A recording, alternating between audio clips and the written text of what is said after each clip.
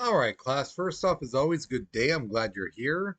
So, this lesson is going to be about Amendments 7 through 10 and Amendment number 14. Okay, so let's go ahead and get started with this.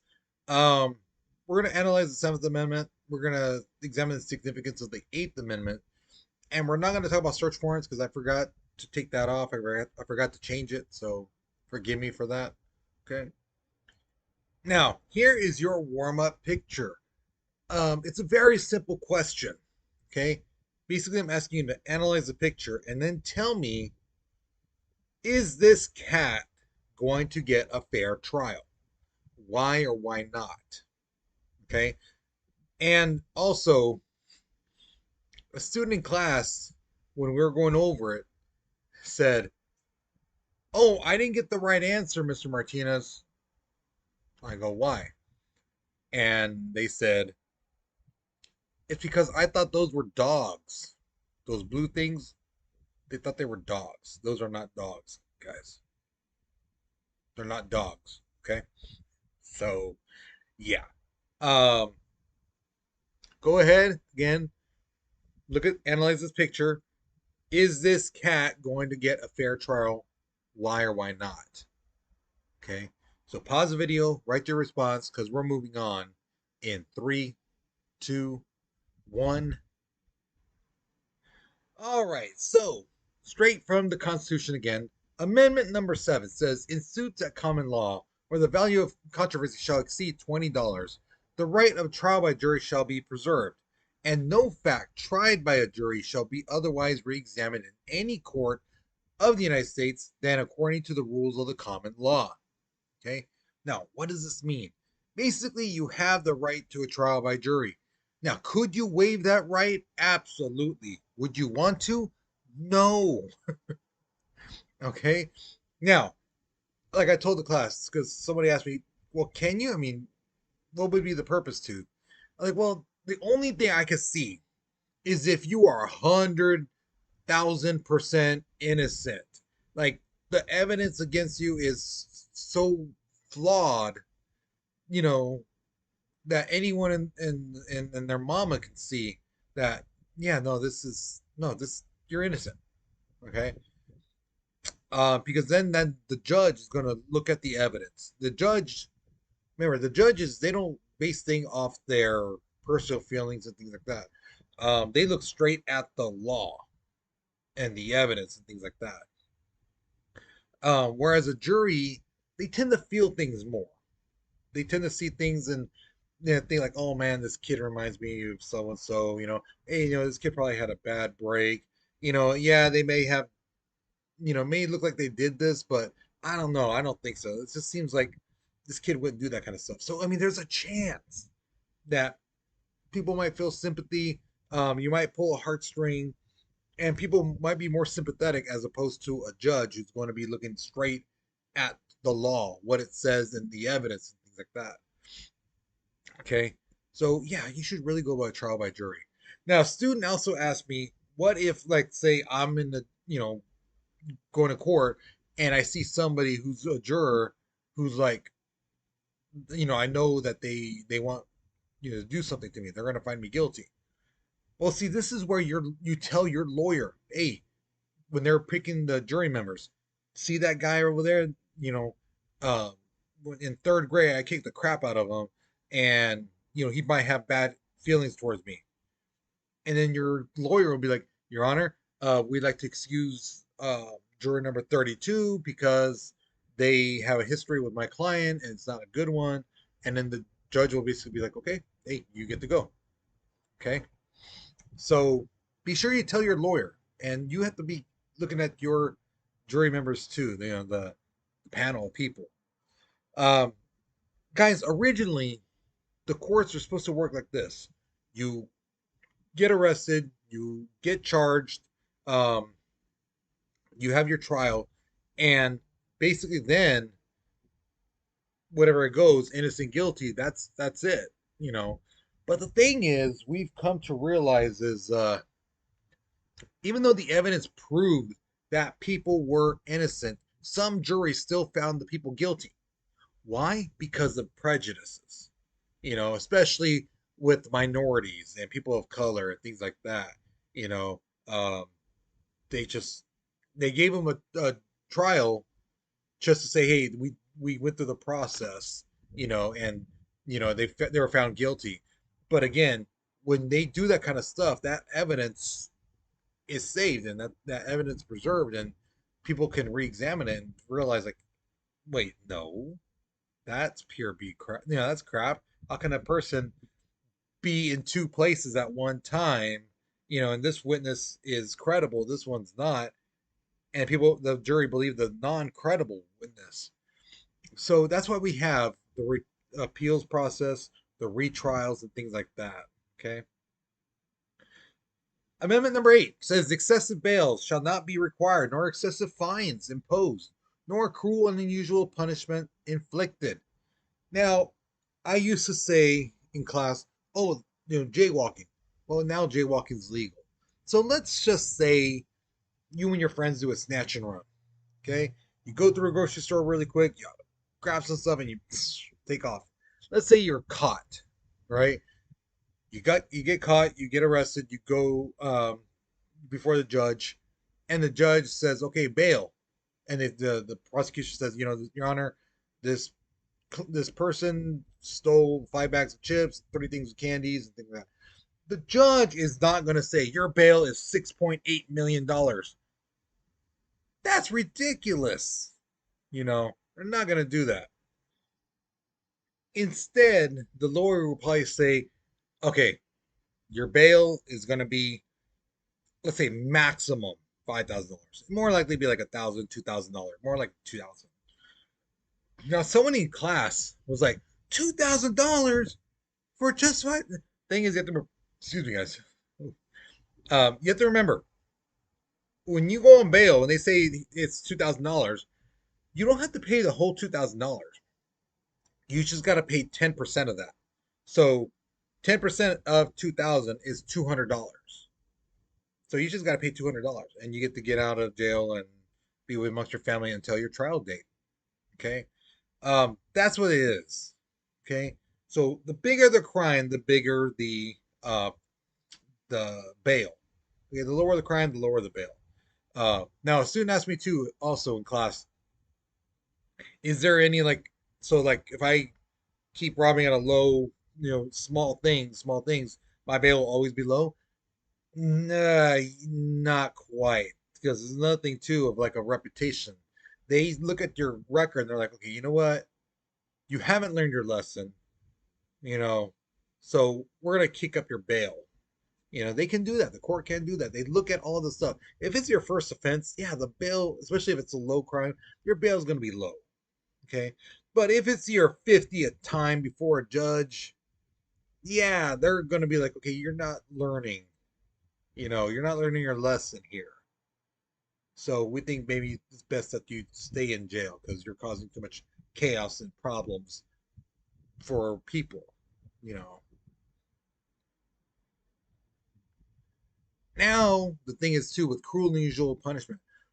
When you go to jail, you're not going to be tortured by the corrections officers and things like that. They're not purposely going to, do like the Chinese torture where they put like a piece of bamboo between your nail and your fingernail and then like pop it off and things like that. They're not going to do that. Okay. Now, some student in class were saying, oh, well, they can do whatever they want, things like that. It's like, well, there's cameras and things like that at the jails and prisons, things like that. So they see what happens. Okay. But we're talking about legitimate torture, burning people with, you know, uh, branding them and things like that, putting them on a wheel while burning them. No, we're not doing that. Okay. Now, also somebody said something to the effect of, well, the people they're with, the other cellmates, they could do things. Well, that's beyond the capabilities of the law. What cellmates do, that's their thing. Yeah, this correction officer is supposed to stop things happening, but again, they can't be everywhere at the same place at the same time. So that's not their torture. They're not the ones torturing the people. It's the criminals who are torturing one another, and that's not the government. Okay.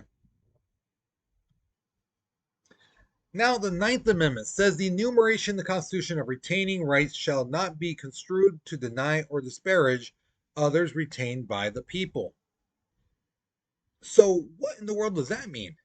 Basically, it says just because whatever right may be not in the Constitution doesn't mean it doesn't belong to the people.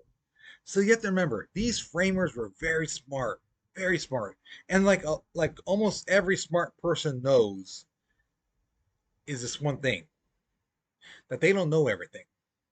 They're not going to know everything, and they can't predict the future. Okay, so that's why they made this amendment. So they're like, okay, just in case there's something we forgot, something that might happen in the future that is created or invented or whatever, just because we don't say it doesn't mean that the people don't have the right to it. You know, so things they'll say like a cell phone. These guys didn't have no idea in 1791 what a cell phone was. But the thing is, do you have a right to have one? Yeah, you do. You know, so just because it's not in the Constitution doesn't mean you don't have a right to it. Okay. Now, number 10 is basically the same thing. It's just a little bit different. So the power is not delegated to the United States by the Constitution, nor prohibited to it by the states, are reserved to the states respectively or to the people. So again, because it's not mentioned, doesn't mean you don't have a right to it. Now, there are certain things that need to be regulated by the government. And this is where this comes in. Okay. So a great example of this is your driver's license. Okay. If you have a driver's license here in California, basically the state is saying you know enough how to maintain your vehicle, how it works, the laws, the how the roads, the rules of the road, and things like that. So you can travel to any state in our country, and nobody can stop you saying, "Oh, this license is no good here." No, you can drive anywhere in this country. The state of California says you are good enough to drive. And if the state tries to stop you from that, they are violating your 10th Amendment right. Because again, you have the right to drive, and the state of California says you're good enough, you've passed, you know the rules, so here it is.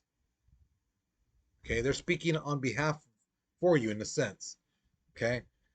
Now a student asked me though, so once I get my license, I can like have it forever? Not quite.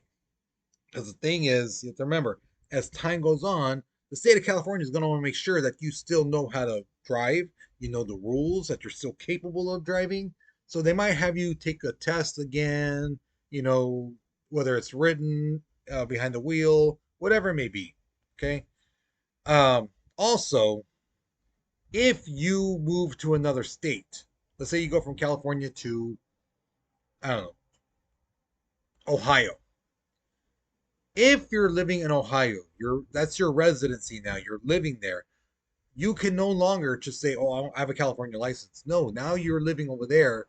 Now you need to get your license from Ohio.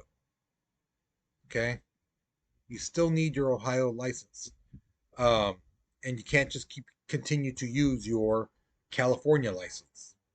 Okay, so hopefully that answers that for you.